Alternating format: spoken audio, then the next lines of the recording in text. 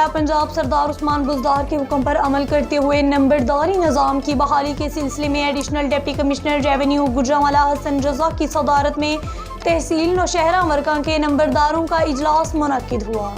इजलास में तहसील भर से 200 के करीब नंबरदारों ने शिरकत की। इजलास में असिस्टेंट कमिश्नर चौधरी इमरान सफदर, वेड़ाई तहसीलदार हसन अख्तर, नायब तहसीलदार राना मोहम्मद सफदर समेत महकमा माल के मुलाजमीन ने भरपूर शिरकत की। नंबरदारों को जल्द सरकारी कार्ड जारी किए जाएंगे। नंबरदारों से मिलकर अदारों की इज्जत और वकार को बुलंद किया जाएगा। पहले मरहले में दिही मराकज माल में नंबरदारों को दफातर दिए जाएंगे और पुराने नंबरदारी निज़ाम को वज़ीर आला पंजाब, चीफ सेक्रेटरी पंजाब और सीनियर मेंबर बोर्ड के विजन के मुताबिक बहाली के लिए तमाम तर इक़दाम किए जाएंगे, जो इंशाअल्लाह दीगर अज़ला के लिए एक मिसाल होगी। इजलास में शरीक नंबरदारों ने अवामी मसाइल और नंबरदारी निज़ाम को दोबारा बहाल करने के लिए हुकूमती इक़दाम को खूब सराहा और अपनी अपनी तजावीज़ पेश की। मसाइल और इनके हल के लिए भी तजावीज़ पेश की गई। Additional deputy commissioner revenue Hasan Raza ने खिताब करते हुए कहा कि नंबरदार का ओहदा हुकूमत का अहम फंक्शन और हिस्सा है, जिससे न सिर्फ हर मौजू तक हुकूमती रट के निज़ाम को मुमकिन बनाया जा सकता है, बल्कि अवामी मसाइल की निशानदही, गैर कानूनी सरगर्मियों की रोकथाम, अवामुल नास को जल्द रिलीफ फ्राहम किया जा सकता है।